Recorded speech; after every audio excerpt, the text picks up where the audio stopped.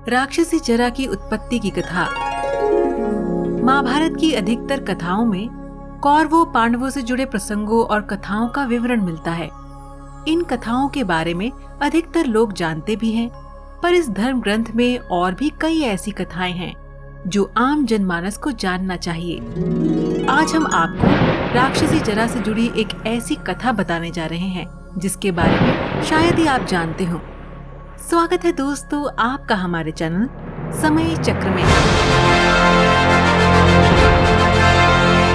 कौन थी राक्षसी जरा? अधिकतर लोग राक्षसी जरा के बारे में बस इतना ही जानते हैं कि उसने एक बालक के 2 टुकड़ों को आपस में जोड़ दिया था, जो बाद में जरासंध के नाम से जाना गया। लेकिन ज्यादातर लोग जरा की उत्पत्ति के बारे में नहीं जानते, जबकि राक्षसी जरा की उत्पत्ति का वर्णन महाभारत ग्रंथ के सभा पर्व में किया गया है। महाभारत के सभा पर्व के अनुसार उस समय बृहद्रथ काशी नरेश हुआ करते थे। उनकी 2 रानियां थी, लेकिन कोई संतान नहीं थी। इसी चिंता में काशी नरेश हमेशा डूबे रहते थे। एक दिन उन्हें पता चला कि उनके राज्य में ऋषि चंड कौशिक आए हुए हैं। राजा को एक उम्मीद की किरण दिखाई दी और वो ऋषि से मिलने चले गए। ऋषि के पास पहुंचकर उन्होंने बताया कि उनकी कोई संतान नहीं है। ऋषि को राजा की बात सुनकर दया आ गई। ऋषि ने राजा को एक आम का फल दिया और कहा कि इसे अपनी रानी को खिला देना। काशी नरेश वो आम का फल लेकर अपने महल आ गए। राजा दोनों पत्नियों से बराबर प्रेम करते थे, इसीलिए राजा ने फल को आधा आधा काटकर दोनों पत्नियों को खिला दिया। कुछ समय बाद दोनों रानियों के गर्भ से आधे आधे पुत्र हुए।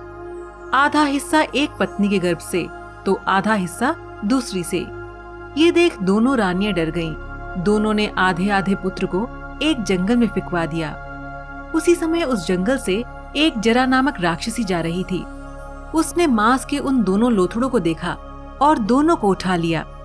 जैसे ही वे दोनों लोथड़ों को पास में लाई, वे दोनों मांस के टुकड़े आपस में जुड़ गए। जुड़ते ही वह बालक गर्जना करने लगा। ये देख जरा घबरा गई और उसको लेकर काशी नरेश बृहद्रथ के पास पहुंची। पर महल के अंदर जाने से पहले जरा ने अपना रूप बदल लिया।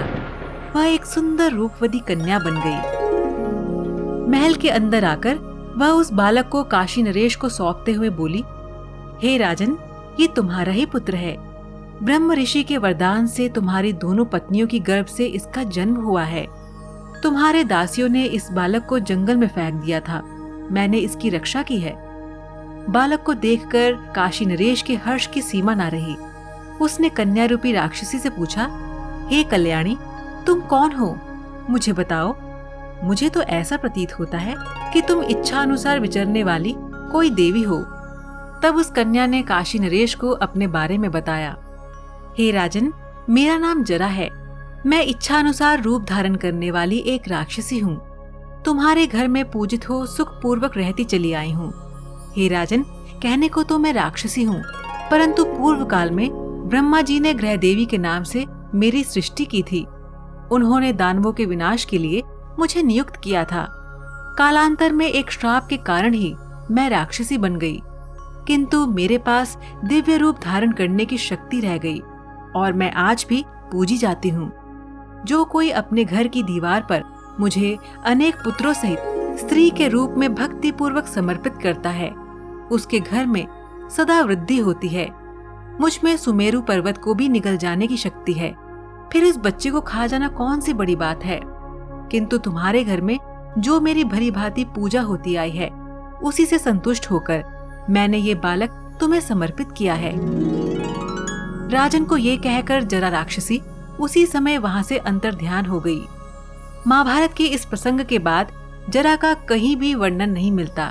ऐसा माना जाता है कि जरासंध के जन्म के साथ ही जरा को राक्षस योनि से मुक्ति मिल गई और वो अंतर्ध्यान हो गई। तो दर्शकों, हम उम्मीद करते हैं कि आपको ये वीडियो पसंद आया होगा। जाने से पहले हमारे इस वीडियो को लाइक और शेयर करना ना भूलें और इसी तरह की और ज्ञानवर्धक वीडियोस देखने के लिए हमारे चैनल समय चक्र को सब्सक्राइब करना ना भूलें। धन्यवाद।